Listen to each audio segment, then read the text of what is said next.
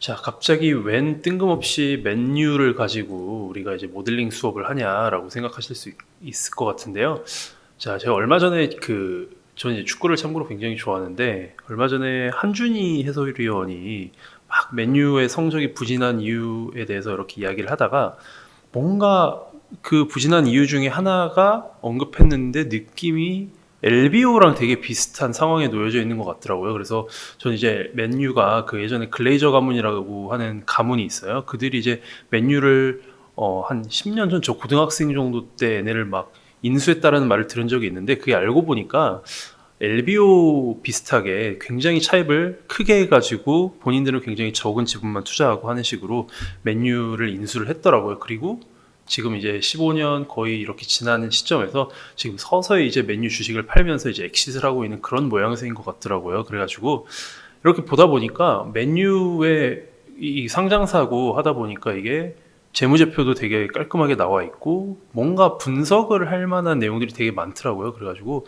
우리 이번 맨유를 가지고 제가 이번 수업 같은 경우에는 이제 정규 수업이 아니다 보니까 제가 이걸 뭐 커리큘럼을 이렇게 다 짜가지고 하는 게 아니고 좀 버벅될 수는 있어요. 버벅될 수는 있고 이걸 어디까지 제가 할 수 있을지도 솔직히 아직은 모르겠어요. 영상 촬영하면서 이제 이번에는 그냥 되는가 안 되는가 보면서 그렇게 할 거예요. 그래서 일단 이번 시간에는 맨 처음에는 저희가 일단 맨유라는 이 기업이죠. 이제 우리는 기업인 거고요. 맨유라는 주식을 분석하는 거고요. 이 주식이 어떤 주식이고, 그 다음에 주가는 뭐에 반응하고, 그 다음에 뭐 우리 재무제표는 어떻게 생겼고, 돈은 어떻게 벌고 있으며 비용은 어떤 비용들이 메인이 되는가에 대해서 그냥 한번 간단하게 좀 회사를 이해하고 그 다음에 이제 모델링을 시작해 보도록 할게요. 그래서 첫 번째로 자, 일단 맨유 홈페이지 이렇게 생겼고요. 자, 맨유가 최근에 굉장히 이제 성적이 안 좋죠. 네, 성적이 안 좋고, 자, 상장사다 보니까 맨유도 마찬가지로 이렇게 애뉴얼 리포트가 제공이 됩니다. 네, 우리 10K가 나와요. 심지어 지금 맨유 같은 경우에는 뉴욕 스탁 익스체인지, 미국 뉴욕 스탁 익스체인지에 상장이 되어 있기 때문에 이렇게 깔끔하게 10K가 제공이 됩니다. 자, 일단 어디서부터 시작해 볼까요? 자, 일단 제가 첫 번째로 보여드리고 싶은 건 뭐냐면은, 도대체 그럼 맨유만 주식이 있는 거냐, 아니면 다른 이제 축구팀들도 주식이 있는 거냐 하는 것부터 먼저 보고 한번 가볼게요. 자, 여기 보시면은 요런 기사가 있더라고요. Publicly 뭐 traded football clubs. 그래서 2022년에 지금 현재 상장사들 축구 구단들 했는데요. 생각보다 많지는 않아요. 생각보다 많지는 않은데 어쨌든 맨유를 비롯해서 자 볼게요. 맨유가 가장 클 것 같아요. 제 생각에. 아직 시총도 비교를 안 해봤지만 뭐 유벤투스라든지 AS 로마라든지 도르트문트, 그러니까 이런 어떤 뭐 챔피언스 리그에 나가는 이런 수준의 애들도 있고요. 셀틱, 뭐 라치오, 아약스, 벤피카, 스포르팅, 뭐 포르투 다 한 번씩 축구 팬들이라면 들어봤을 법한 이름들이죠. 보시면은 이렇게 상장이 되어 있고요. 얘네가 이제 우리 나중에 트레이딩 콤스나 이런 쪽으로 가면은 얘네가 이제 피어 그룹이 되겠죠. 네, 되게 재밌을 거예요. 피어 그룹이 돼가지고 얘네가 그러면 도대체 밸류에이션을 얼마에 받고 있고, 맨유는 그거에 비해서 밸류에이션을 얼마에 받고 있을지 제 지금 뭐 감으로는 왠지 맨유가 밸류에이션이 더 높을 것 같긴 하거든요. 버는 돈 대비해서. 왜냐면은 우리가 트레이딩 콤스 제가 수업할 때도 말씀드렸지만 뭔가 보이지 않는 그런 브랜드 로열티라든지 커스터머 로열티, 그러니까 우리가 만약에 프라다라든지 뭐 티파니라든지 루이비통이라든지 이런 거 분석할 때 보이지 않는 그런 커스터머 로열티 같은 것들이 있잖아요. 그런 것들은 이제 우리가 멀티플들을 굉장히 뻥튀기 시켜줄 수 있는 그런 요인인데, 제 생각에 아무리 맨유가 요즘에 맛이 갔다고 하지만 그래도 이 다른 애들보다는 뭔가 그런 면에서 프리미엄을 밸류에이션을 받고 있지 않을까라는 생각이 드는 한편, 또 뭐 LBO라든지 뭐 다른 이슈들이 있어서 또 그런 면에서는 조금 뭐 멀티플이 낮을 수도 있지 않을까라는 생각이 드네요. 한번 그건 나중에 같이 보면은 재밌을 것 같아요. 자, 그리고 이 기사에서 또 뭔가 재밌는 게 있었는데, 도대체 그러면은 제가 제일 궁금했던 그거예요. 축구팀의 그럼 주가는 결국에는 축구팀이 경기 나가가지고 이기면 올라가고 지면 떨어지고 그러나? 라고 해서 이제 궁금했는데, 여기 딱 이제 정리를 해줬어요. 이따 주가 분석도 할 건데, 축구팀의 주가에 영향을 주는 팩터들이 뭐가 있냐. 첫 번째, 팀 파이낸셜스. 당연히 파이낸셜스는 중요하겠죠. 그래도 엄연히 주식이니까 돈을 얼마 벌고 비용을 얼마 쓰고 뭐 이런 것들이 이제 당연히 중요할 건데, 두 번째, 게임 결과. 그렇죠? 게임 결과 중요하다는 거야. 이거 왜 중요하냐면은 결국에는 팀 성적이 맨유가 일단 관객 수랑도 직결되고요. 그다음에 맨유가 나중에 뭐 중계권료라든지 아니면은 스폰서십을 받는 데 있어서 결국에는 경기 결과가 좋아야 그런 데서 좋은 조건을 얻어내서 매출을 많이 올릴 수 있다는 거예요. 그다음에 세 번째, 이거는 이제 뭔가 조금은 당장 뭔가 재무적으로 영향을 받는 건 아니겠지만 결국에 사이닝 or 셀링 플레이어스, 선수를 잘 팔면은 재무적으로 일단 긍정적인 효과를 바로 가져올 수 있을 거고요. 좋은 선수를 사이닝 해가지고 데리고 오면은 미래의 게임 리소스가 좋아지고 그게 결국에 파이낸셜에 좋은 영향을 미치겠죠. 그래서 좋은 선수를 가져오는 것도 결국에는 뭔가 미래의 expected EPS를 올릴 수 있는 요인으로 생각을 하는 것 같아요. 그래서 좋은 선수 사인하면은 주가가 오른다. 이것도 이따가 주가 차트 분석할 때 한번 볼게요. 호날두 사인할 때 주가가 올랐는지 안 올랐는지. 그 다음에 이제 퍼블릭 스캔들, 스캔들 같은 거, 그 다음에 스폰서십 잘 맺고 이러면은 주가가 올라가는 모양이에요. 그 다음에 계속해서, 자, 맨유의 이제 홈페이지는 아무래도 이제 상장사다 보니까 이렇게 스탁 인포메이션이라든지 파이낸셜스 같은 거를 볼 수 있는 칸들이 있고요. 자, 우리 일단 주가 차트 한번 봐볼까요? 네, 맨유의 주가 차트가 최근에 어땠는지 한번 볼게요. 자, 그래서 맨유의 주가 차트인데요. 자, 보시면, 이거는 조금 길게 봐야겠네요. 한 3년, 자, 올로 볼게요.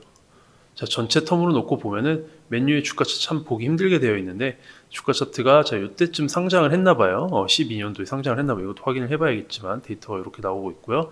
자, 주가가 쭉쭉쭉 올라갔죠. 12년, 15년, 거의 18년 말 19년이 이제 고점, 여기까지 이렇게 쭉 올라갔네요. 이때 왜 튀었는지는 분석을 해볼 필요가 있을 거고요.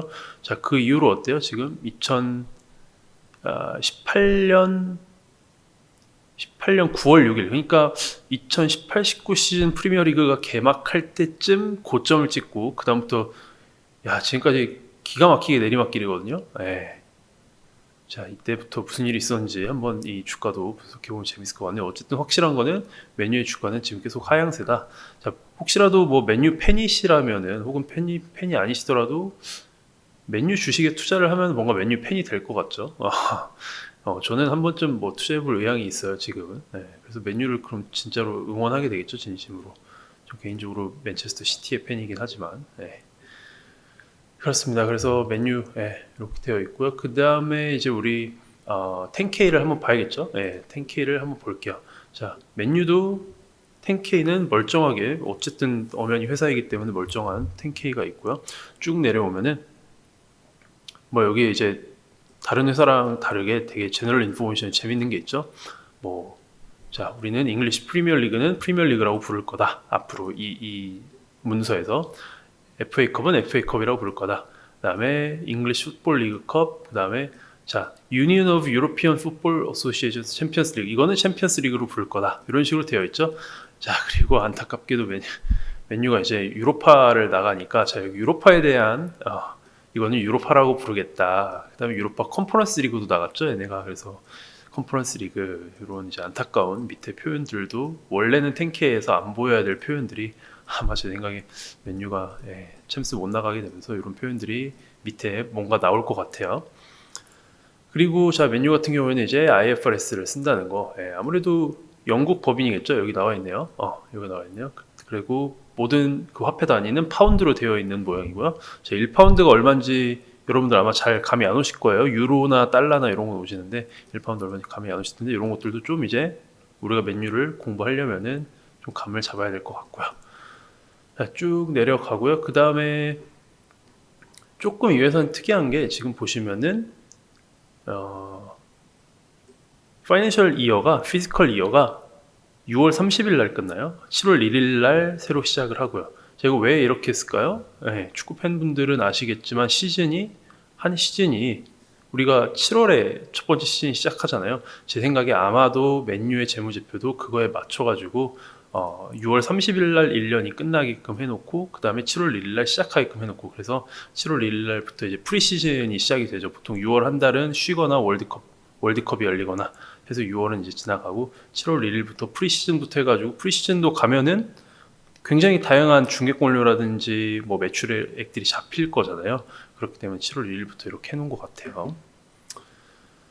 자, 그래서 그것도 좀 알아둬야 될 부분이 있는 것 같고요. 자, 우리 일단 이거 인컴 스테이트먼트죠. 인컴 스테이트먼트고 P&L이고 P&L에 맨 위에 일단 자, 레베뉴가 어떻게 이루어져 있는지 한번 볼게요. 밑에 또 자세한 설명이 써져 있지만 자, 레베뉴는 크게 세 가지로 있네요. 커머셜 레베뉴라는 게 있고 브로드캐스팅 레베뉴라는 게 있고 매치데이 레베뉴라는 게 있고 자, 우리 감으로 생각해 보면 제 생각에 커머셜 레베뉴는 왠지 그런 스폰서십을 통한 레베뉴일 확률이 높을 것 같고 브로드캐스팅은 뭔가 우리 중계권료에 대한 레베뉴일 것 같고 매치데이 레베뉴는 느낌상으로는 티켓 값일 것 같아요. 네. 근데 역시나 보니까 아니나 다를까 17, 18, 19년, 20년에 조금 반토막 날려고 그러고 21년에 티켓 값 그러니까 아마도 코로나 때문에 티켓 값이 매출액이 2021 이게 지금 2021 시즌이죠. 2021 시즌엔 티켓 값이 없고 우리가 이제 올해 재무제표가 이제 나오면 다시 여기 복구되어 있는 모습이 나오겠죠. 그리고 벌써 이제 좀 재밌는 상상을 해보자면 모델링 상상해보자면 이 티켓 값은 모델링을 어떻게 해요? 저 올드 트래포드의 그 뭐 경기장 그 크기, 객석, 그 다음에 관객당 티켓 값 곱하기 경기 수 그렇게 하면 되겠죠. 그런 식으로 모델링 해줄 수 있을 것 같아요. 그래서 경기 수를 그러면 결국에 맨유의 레베뉴를 좌지우지하는 거는 올드 트래포드의 뭐 그 경기장 크기를 더 키울 수는 없으니까 결국은 경기에 많이 나가고 준결승, 4강, 8강, 16강 점점 많이 나가야 뭔가 레베뉴가 늘어나겠구나 그런 것들도 알 수 있고 그러면 자연스럽게 우리가 뭘 해야 되냐면 DCF 할 때 시나리오 분석을 해야겠죠. 맨유가 16강 가는 시나리오, 8강 가는 시나리오, 4강 가는 시나리오 분석도 하고 그 다음에 또 생각해 볼 수 있는 게 뭐 예를 들어서 4강 갈 확률이 얼마냐 8강 갈 확률이 얼마냐 그런 확률 같은 거 우리가 인위적으로 넣는 게 부담스러우면은 뭐 도박 사이트 같은 데 가가지고 그래도 되나? 모르겠네요. 그러니까 우리는 그래도 되죠. 우리는 그래도 되는데 뭐 IB에서 그렇게 쓸 수 있을지 모르겠어요. 근데 뭐 도박 사이트 같은 데 가면은 이제 뭐 맨유가 8강 갈 확률, 4강 갈 확률 이런 거 그 확률을 주잖아요. 그런 확률을 쓰는 것도 괜찮을 것 같아요. 그래서 이제 맨유의 구단 가치를 DCF를 해볼 수 있다는 거죠. 자, 쭉 내려가 볼게요. 그 다음에 그래서 이게 이제 맞는지 확신을 하려면 밑에 주석에 아마 이 각각이 뭔지 친절하게 써져 있을 것 같고요. 또 보면은 이제 가장 큰 비용이 뭐가 있냐 이게 제가 궁금하긴 했어요. 자, 비용 구조가 조금 궁금했는데 맨유가 도대체 비용을 딱히 뭐 선수들 그 영입할 때 빼고는 어떤 비용이 들까 궁금했는데 오늘 이게 지금 코이핀이란 어플을 제가 쓰고 있어요. 코이핀이란 어플이고 이게 블룸버그에 좀 대체제로 쓸만한 어플인데 자, 제가 궁금했던 거는 GP가 궁금했어요. 맨유에 매출 원가에 들어갈 만한 게 뭐가 있을까가 궁금했는데 아니나 다를까 거의 우리 지금 GP 마진을 볼게요. 잠시만요. 자, 여기에서 profitability 아니나 다를까 자, 맨유의 EBIT 마진, GP 마진 GP 마진이 거의 뭐 99%, 100%, 99% 이래요. 제 생각에 이렇게 뭐 4Q에 이렇게 나가는 게 뭐가 있을까요? GP 거의 근데 90%대거든요. 보면은 거의 90%대인 걸로 봐서는 역시나 맨유는 뭔가 제조업이 아니기 때문에 매출 원가에 들어갈 만한 건 잘 없고 거의 다 오퍼레이팅 익스펜스 SG&A 쪽에서 거의 대부분의 비용을 인식하고 있다는 걸 알 수 있고요. 비용 중에 역시나 제일 큰 거는 보시면은 인플로이 베네핏 요게 아마도 임금일 것 같아요. 임금일 것 같고 여기에 뭐 선수단 연봉이라든지 이런 게 들어가 있을 것 같고요. 그 다음에 이게 거의 대부분이죠 지금. 그 다음에 other operating expenses, depreciation, amortization 뭔가 무형자산이 좀 있나 봐요. 무형자산 상각을 또 매년 되게 숫자가 일정해요. 꾸준한 금액을 뭔가 생각하는 게 있는데 이것도 뭔지 알아내면 나중에 우리가 모델링을 좀 더 정교하게 해줄 수 있겠네요.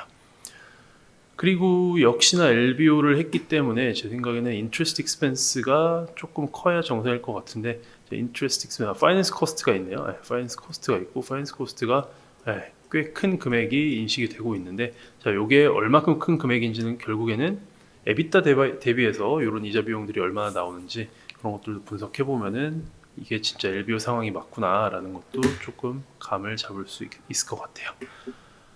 자, 쭉 내려보면은 이거는 뭐죠? 이거는 자, 좋습니다. 요거는 다시 이제 other data 해서 나왔고, 자, 경기가 몇 경기가 치러졌는지도 친절하게 제공해 주고 있죠. 결국에 이것도 모델링에 써먹을 수 있는 지표들이죠. 경기가 결국에 홈 경기가 몇 경기였고 어웨이 경기가 몇 경기였고, 그 중에서 프리미어리그 경기, 미국 유럽 챔피언스리그 경기, 그 다음에 기타 컵 경기가 몇 경기였냐. 그래서 결국에 경기 수랑 매출액이랑 뭔가 비례하는 그런 모습도 볼 수도 있을 것 같아요. 쭉 내려보고요. 자, 결국에 여기 나와 있네요. Our commercial revenue는 47%, 54%, 43%. 그러니까 매출액의 한 절반 정도는 이제 commercial revenue라는 거고요. 이거의 majority는 뭐냐? Generated from commercial agreements with our sponsor. 그러니까 스폰서들한테 받는 그런 비용들일 거고요. 이 finite term, 그러니까 이거는 계약 기간이 뭔가 정해진 기간이 있다. 그래서 그 컨트랙트가 만약에 익스파이어 끝나면은 뭐 이거를 다시 갱신하거나 아니면 다른 걸로 바꾸거나 할 수 있다라는 거죠. 자, 쭉 내려가 볼게. 또 뭐 있냐면은 뭐 소프트웨어, 항공사, 음료수, 자동차 등등등 진짜 많이 있네요. 굉장히 많은 스폰서십을 하고 있다. 그 다음에 또 뭐 있는지 한번 내려가 볼게요. 이건 그렇게 친절하게 안 나와 있네요. 자, 그 다음에 궁금한 게, 그렇죠, 브로드캐스팅 레베뉴. 그래서 브로드캐스팅 레베뉴라는 게 있다라는 거고요. 미디어 라이트. 그래서 뭔가 중계권료, 프리미어리그의 중계권료라든지 이런 것들이 거의 대부분의 이쪽을 차지하고 있다라는 거죠. 브로드캐스팅 레베뉴에. 자, 그것도 이해할 수 있고. 쭉 내려가 볼게요. 이것보다 아마 더 잘 정리되어 있는 게 있을 것 같아요, 제 생각에. 자, 그 다음에 제가 아까 궁금했던 게, 우리가 아까 궁금했던 게 그거죠. 티켓 값이 도대체 뭐냐. 자, 쭉 내려볼게요. 자, 혹시 뭐 여러분들께서 궁금하시면 이런 거 다 읽어보시면 좋겠지만, 이런 걸 우리가 다 읽어보면서 모델링 하기가 쉽지가 않겠죠. our business model BM이랑 revenue driver가 이렇게 또 친절하게 설명이 되어 있고요. 자, 우리는 그래서 커머셜은 스폰서십이랑 그 다음에 다시 한번 리테일 머천다이징, 어페럴, 프로덕트 라이센싱, 이거는 처음 보는 거네요. 그래서 뭔가 유니폼 팔고, 그렇죠, 유니폼 팔고 트레이닝복 팔고, 레저웨어는 뭘까요? 레저웨어는 뭐 뭔지 모르겠지만 어쨌든 맨유 관련된 굿즈를 파는 거. 맨유 관련된 굿즈를 꼭 경기장에서만 파는 게 아니라 전 세계적으로 뭐 아디다스나 이런 데 가면은 뭐 맨유 옷이나 이런 거 팔잖아요. 그렇죠? 그런 것들에 대한 뭔가 수입인 것 같아요. 그래서 뭐 distributed through Manchester United 브랜드 리테일 센터 아니면 이커머스 플랫폼들을 통해 팔린다라는 거고요. 아디다스나 이런 거는 안 들어가 있을 수도 있겠네요. 그리고 이게 구체적으로 얼마인지까지도 제공해 줬으니까 우리가 만약에 모델링 할 때 얘네를 쪼개고 싶다면은 커머셜 안에서도 한 번 더 스폰서십이랑 요 굿즈 매출액을 쪼개볼 수 있겠죠. 쪼개보고 뭐 그런 거 해보면 재밌겠네요. 맨유 성적과 이 굿즈 세일즈와의 상관관계, 아니면 뭐 글쎄요, 뭐 이게 쿼털리로도 데이터가 있으면 뭐 호날두가 온 이후와 오기 전에 뭐 상관관계, 그런 것들도 보면 재밌겠죠. 그 다음에 브로드캐스팅 보시면은 브로드캐스팅도 이렇게 있다. 그래서 브로드캐스팅은 뭐 특별한 일은 없네요. 어디다 브로드캐스팅 하고 있다. 맨유 TV라든지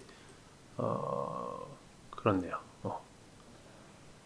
여기도 브로드캐스팅 레베뉴가 얼마였다라는 게 나오고요. 이런 게 있네요. 2019-20에는 뭔가 deferral of all competitions, 그러니까 뭔가 경기가 늦게 시작된 게 있죠. 그래서 원래 우리가 피스컬 이어를 6월에 한 이유는 뭔가 1년 동안 시즌 딱 그 끝나는 시점과 시작한 시점 때문에 그렇게 이제 피지컬 이어를 만들어 놨지만 2020년 중반에 이제 코로나 하도 심하니까 프리미어리그 개막을 좀 늦게 했을 거예요. 그래서 그 개막이 아니라 중간에 서스펜션 돼가지고 그 마지막이 조금 늦게 들어왔을 거예요. 늦게 끝났을 거예요. 그래서 마지막 10개 10 매치는 뒤쪽으로 디퍼럴 됐다라는 표현도 해주고 있습니다. 그리고 아까 우리가 궁금했던 매치데이. 자, We believe 올 트래포드가 짱이다. 74,239명. 그래서 지금은 코로나 때문에 72,000명만 받고 있다라는 거고요.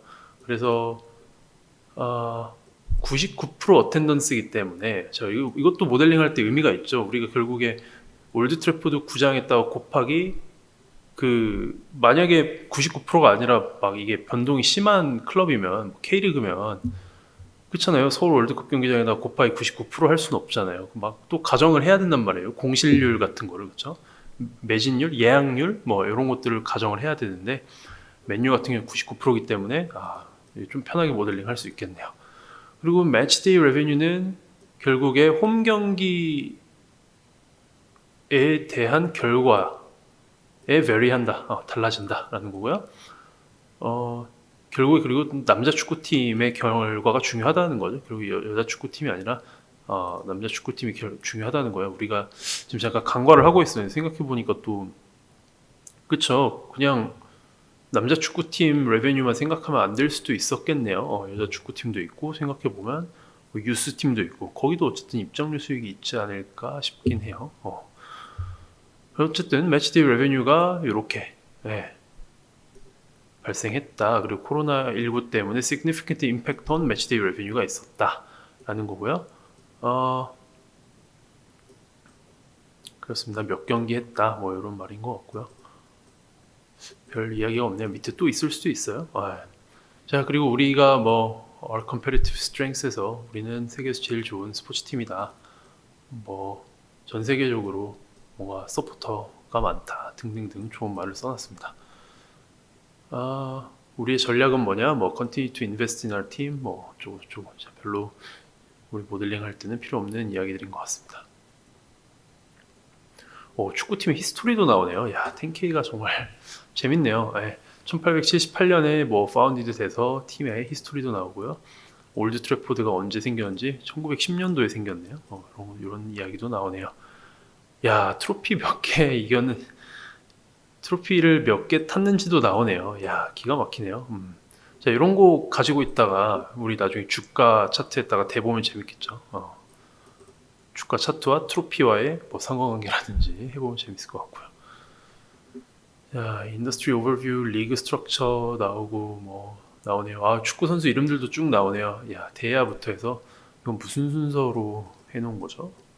이건 포지션 순서로 해놨네요. 다행히도 포지션 순서로 해놨습니다. 골키퍼, 수비수, 미드필더, 포워드 해서 크리스티아노 로날도까지 여기 들어와 있네요. 자, 몇 살인지 그 다음에 appearance 몇 번 출전했는지 그 다음에 시니어 내셔널 국가대표팀에 몇 번 출전했는지까지도 여기 나와 있네요. 야, 정말 많은 데이터가 나와 있고요. 그렇네요. 야, 444경기 대단하네요. 지금 맨유에서 가장 많은 경기를 뛰고 있는 건 다비드 데헤아 골키퍼네요. 그다음에 여자팀, 유스팀, 그다음에 스카우팅 네트워크, 트레이닝 퍼실리티 등등 나오고, 자, 커머셜, 그 다음에 우리 레베뉴에 대해서 조금 더 자세하게 나와 있네요. 이것도 나중에 모델링 할 때 가서 이제 읽어보면 될 것 같아요. 쭉 읽어보면 될 것 같고, 스폰서십 레베뉴가 보면은 꽤 꾸준하죠. 이런 거 이제 모델링 할 때 되게 좋아하는 숫자들이고, 꾸준하고, 뭔가 변화가 없이 그냥 스폰서십은 늘 꾸준히 해준다. 대신에 2021년에 스폰서십이 떨어졌는데, 이런 건 보통 써져 있겠죠. 자, sponsorship revenue does not include revenue generated from our 아디다스와의 계약은 여기 안 들어간다네요. 이건 또 무슨 말이지? 아무튼 이것도 봐봐야 될 것 같고, 아디다스 계약이 되게 클 것 같은데 안 들어왔다는 건 좀 이상하고, 어쨌든 코로나19 때문에 2020-21년 프리시즌 경기를 안 했죠. 그 투어 가는 거 있잖아요. 그래가지고 우리 날강둔이 뭐니 했던 거 있잖아요. 자, 그런 거 가면은 사실 뭐 티켓 수익이지만 그런 거 가면 굉장히 많은 돈을 받고 그다음에 굉장히 많은 스폰서들의 서포트를 받고 보통 그런 프리시즌 투어를 가게 되잖아요. 하지만 그게 이제 취소가 되면서 2021년이니까 21년 시즌에는 스폰서십 레베뉴가 이렇게 뚝 떨어진 걸 보실 수 있고요. 그러면 우리가 이걸 통해서 또 알 수 있는 게 그럼 그건 거죠. 보통 뭐 173밀리언 중에서 한 40밀리언 정도는 보통 프리시즌 그 스폰서십으로 보통 들어왔구나라는 걸 알 수 있을 거고. 그리고 아마도 이거는 우리가 그러면 그 재무제표를 분기별로 뜯어가지고 보면은 아마도 1분기에 보통 이제 프리시즌 경기를 가니까 그거는 1분기에 인식이 돼 있을 거예요. 그래서 1분기 재무제표 보면 또 뭔가 그 금액에 대한 아이디어를 또 얻을 수도 있을 것 같네요. 자, 이렇게 우리 지금 계속해서 맨유에 대해서 조금 이해를 해보고 있고요. 자, 쭉 내려가 볼게요. 또 뭐 있는지. 뭐 이런 NFL이나 MLB랑 다르게 맨유는 full control of 그러니까 이게 결국에 무형 자산인 거네요. 맨유의 이 브랜드 그 가치가. 예. 그래가지고 그거를 통해서 어쨌든 무형 자산을 통해서 옷도 만들고 모자도 만들고 뭐 신발도 만들고 그렇게 하고 있기 때문에 그걸 이제 무형 자산으로 보나 보네요. 어쨌든 하지만 이거를 풀 컨트롤하고 있다. 맨유가 100% 컨트롤하고 있다 하는 거고요. 아디다스에 대해서는 이쪽에 나와 있네요. 어떻게 계약 구조가 되어 있는지 여기 나와 있는 것 같아요. 자, 지금은 중요하지 않은 것 같아요. 아직도 보려면 이렇게 많이 남아 있으니까요. 자, 쭉쭉 볼게요. 자, 그리고 결국에 이건 이제 중개권료 이야기죠. 중개권료 이야기인데 밑에 보면은 자, 어차피 프리미어리그는 2부로 떨어지지 않는 이상 아마도 경기 수는 뭐 보장이 되니까요. 프리미어리그는 토너먼트식이 아니니까요. 그러니까 뭐 중개권료에 큰 문제가 없을 거예요. 볼게요. 자,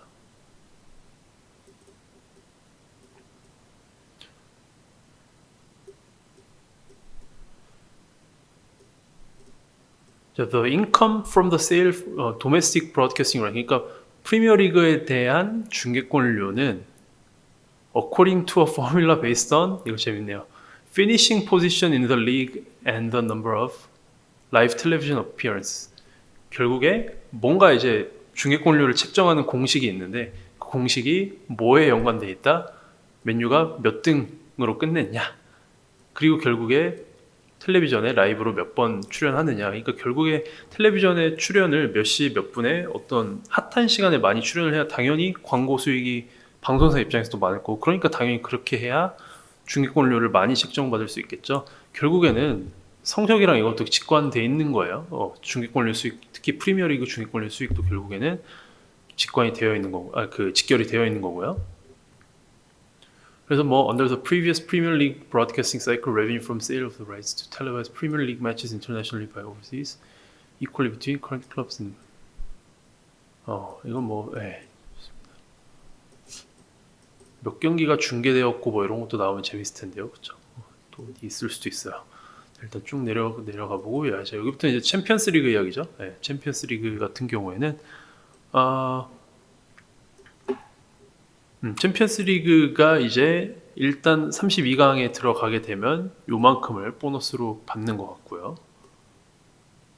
3년 단위로 이렇게 계약이 갱신되는 것 같고요. 32강 가면 요만큼 금액을 구단에 지급을 해준다. 중개권료를. 근데 만약에 이기면 뭔가 또 좀 더 주는 보너스가 있나 봐요. 경기마다. 비기면 요만큼 주는 게 있고 16강 가면 요만큼 주고 8강 가면 요만큼 주고 4강 가면 요만큼 주고 러너업이니까 이거 2등하면 요만큼 1등하면 요만큼. 그래서 자, 맥시멈 토탈이 85밀리언 유로. 챔스 우승을 하거나 아니면 준우승이라도 하면은 85밀리언 유로를 추가적으로 수익을 가져가는 거고, 자, 이거는 사실상 우리가 매출 원가가 없기 때문에 다 그냥 영업이익 에비타에 찍히는 숫자인 거죠. 85밀리언. 아까 매출액이 대충 얼마였죠? 매출액이 죄송해요. 이걸로 보죠. 아까 맨유의 1년 매출액이 500밀리언이었나요? 맨유의 1년 매출액이 대충 500밀리언이잖아요. 500밀리언이니까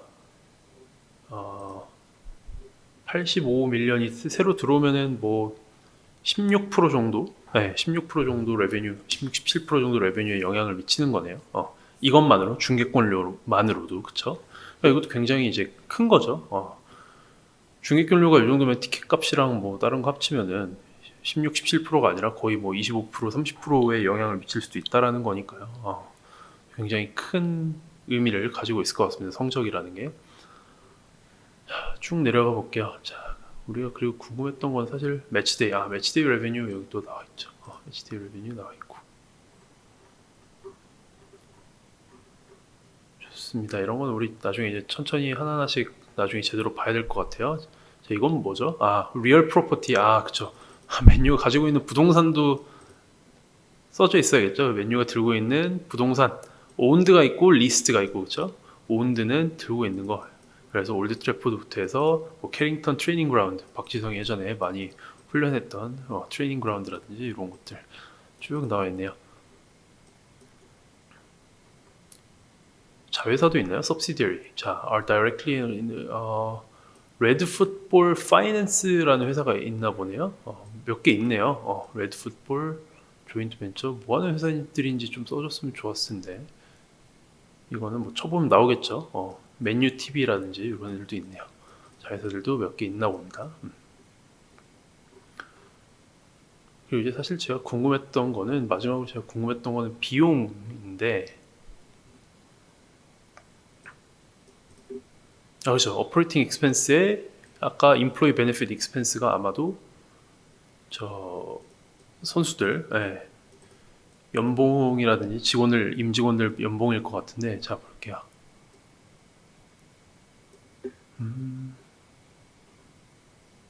여기 또 다시 한번 제공이 되었고요.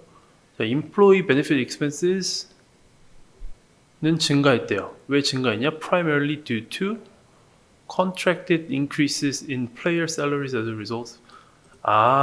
작년에 챔피언스리그 나갔구나. 작년 챔피언스리그를 나가면서 뭔가 새로운 선수들에 대한 계약을 했다라는 이 말을 하네요. 그래서 평균 연봉이 13.6% 올라갔다라는 말을 하고 있네요. 결국에 그러니까 결국 얘기하는 말은 뭐냐면은 결국에 이 인플로이 그 베네핏 익스펜스는 선수 몸값이 대부분이라는 소리죠. 우리가 예상했던 것처럼 선수 몸값이 여기서 굉장히 차지하는 비중이 높다라는 거예요. 아마 다른 임직원들은 뭐 연봉 받아봤자 얼마 안 될 테니까요, 그렇죠? 자, 그다음 쭉 갈게요. 인텐지블 에셋 이야기도 나오고요. 워킹 캐피털 이야기도 나오고요. 다 나중에 필요한 이야기들이 될 것 같고요. 현금흐름표도 있네요. 현금흐름표도 있고요. 현금흐름표 한번 간단하게 보고 갈까요? 현금흐름표 20년의 오퍼레이팅 현금흐름이 되게 안 좋았네요. 오퍼레이션스 이렇고 투자활동 여전히 마이너스고요. 투자활동은 결국에 인텐지블 에셋 무형자산에 대한 투자가 많은 거죠. 어쨌든 제조업이 아니기 때문에 역시 캐펙스 유형자산 캐펙스는 없고 무형자산에 대한 뭔가 투자가 있나 봐요. R&D는 아닐 것 같고 제 생각에 뭔가 취득하는 그런 게 있을 것 같고요. 그 다음에 트레저시 자사주 매입도 하고 차입은 이제 더 이상 안 하는 것 같고요. 차입이 아니라 이거는 상환이군요. 상환이고 차입도 조금 했네요. 별거 없고 이게 배당률을 봐야 알겠지만 어쨌든 배당을 통해서 뭐 그 주주들이 본인들의 이제 투자 수익을 빼가고 있을 수도 있는 거고요. 제가 알기로는 배당 수익이랑 아마도 IPO를 시킨 이후에 맨유의 주식을 시장에다가 이렇게 팔아서 서서히 지금 엑시트하고 있는 그런 모양새일 것 같긴 한데요. 자, 아무튼 쭉 보겠습니다. 그리고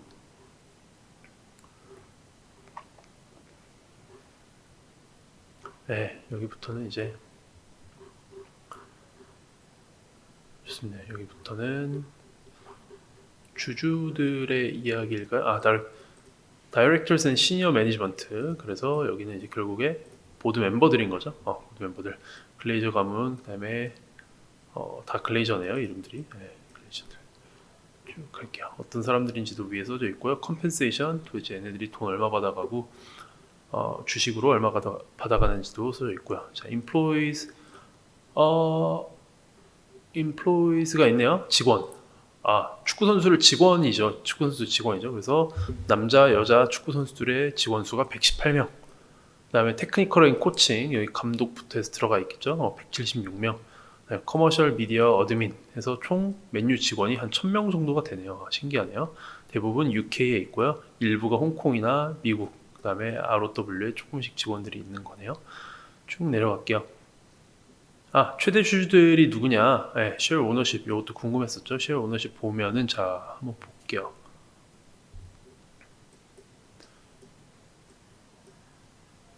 거의 그 글레이저 이름 들어간 애들이 다 합치면은 몇 프로인지 모르겠지만 13, 17, 30이고요.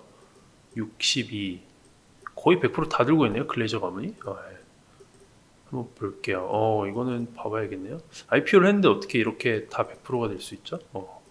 한번 자세히 볼 필요가 있는 것 같습니다.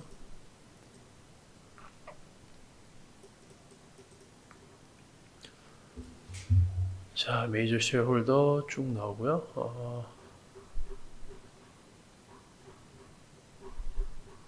좋습니다. 오디트 피 내고 있는 거 나오고요. 좋습니다.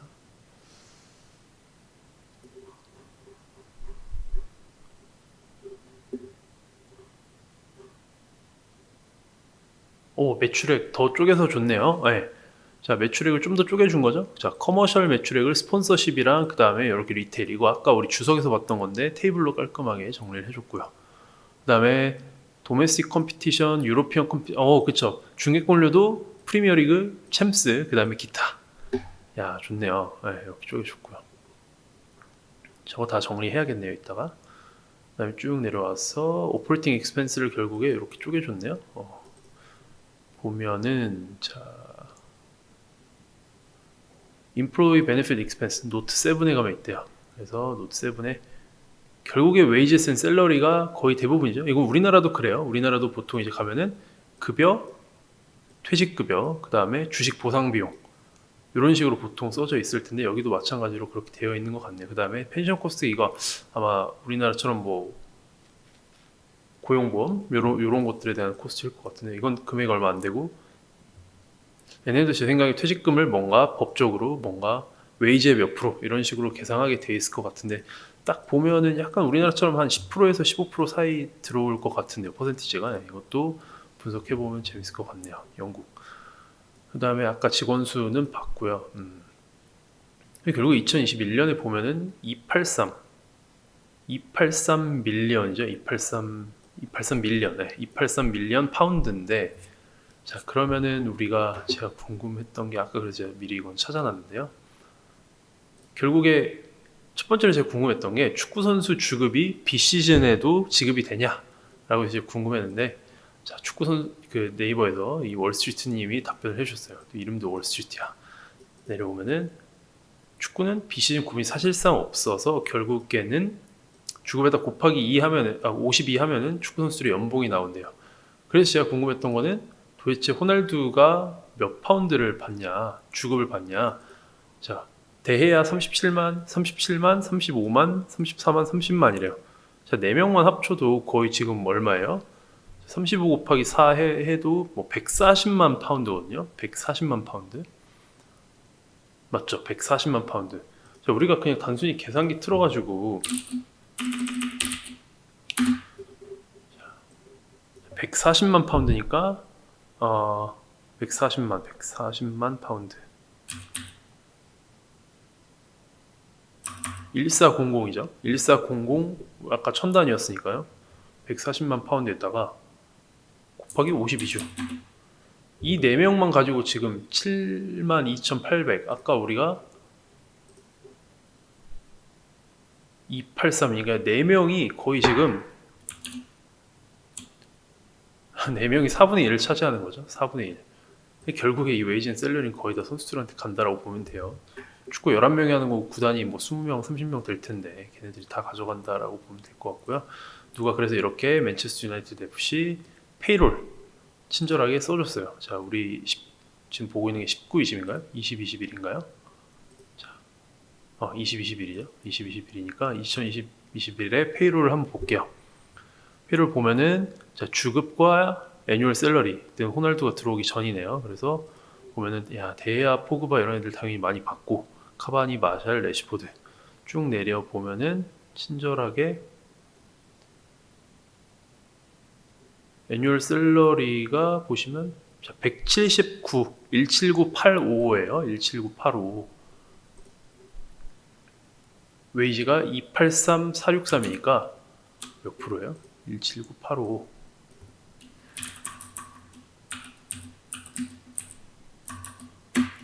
거의 한 60, 그러니까 3분의 2 정도가 이제 선수들한테 들어가는 거고요. 아, 물론 이것도 이제 포함 시켜줘야겠죠. 소셜 뭐 시큐리티 코스트도 포함 시켜줘야겠지만 3분의 2 정도의 연봉이 선수들한테 가는 거고, 그 다음에 나머지 여자 선수들, 코치진 뭐 이런 사람들한테 나머지 금액이 가는 모양새인 것 같습니다. 좋습니다. 그래서 비용 분석, 비용도 어떻게 이제 해야 될지 대충 알겠죠. 비용은 제 생각에는 모델링을 하게 되면은 글쎄요. 비용은 좀 봐야겠네요. 우리가 뭐 선수 주급을 얘네가 얼마를 쓸지를 알 수가 있을까요? 뭔가 히스토리컬리 분석을 하거나, 글쎄요, 이건 진짜 축구 전문가가 있어야 될 것 같은데요. 누굴 얼마 주고 영입할지는 우리가 알 수가 없겠죠. 근데 뭐 그런 건 있을 것 같아요. 뭔가 챔스에 진출한 해는 뭔가 비용을 더 썼더라든지. 그래서 우리가 나중에 시나리오 줄 거라 그랬잖아요. 맨유가 뭐 시즌 끝에 몇 등 하냐에 따라서, 챔스 가냐에 따라서 뭔가 시나리오를 줄 때 챔스 가면은 그럼 당연히 챔스 가는 거에 따른 매출액 상승도 있어야겠지만 챔스를 가는 거에 따른 뭔가 비용 상승도 있는 식으로 만들어 준다든지 그런 것들을 해보면 될 것 같아요. 좋습니다. 자, 이 정도만 볼게요. 한 40분 정도 길게 봤는데, 이거는 사실 지금까지 여러분들께서 이 영상을 보고 계신다면 정말 제가 봤을 땐 축구 팬일 확률이 높고, 모델링 관점에서는 되게 즐겁게 할 수 있을 것 같아요. 여러분들 축구 좋아하시면은 즐겁게 할 수 있을 것 같고, 우리 모델뿐만 아니라 장표도 한번 예쁘게 만들어 보도록 하겠습니다. 자, 계속해서 엑셀에다가 우리 인컴 스테이트먼트, 밸런스 시트, 그 다음 캐시플로우 스테이트먼트 정리하는 작업 한번 해보도록 할게요.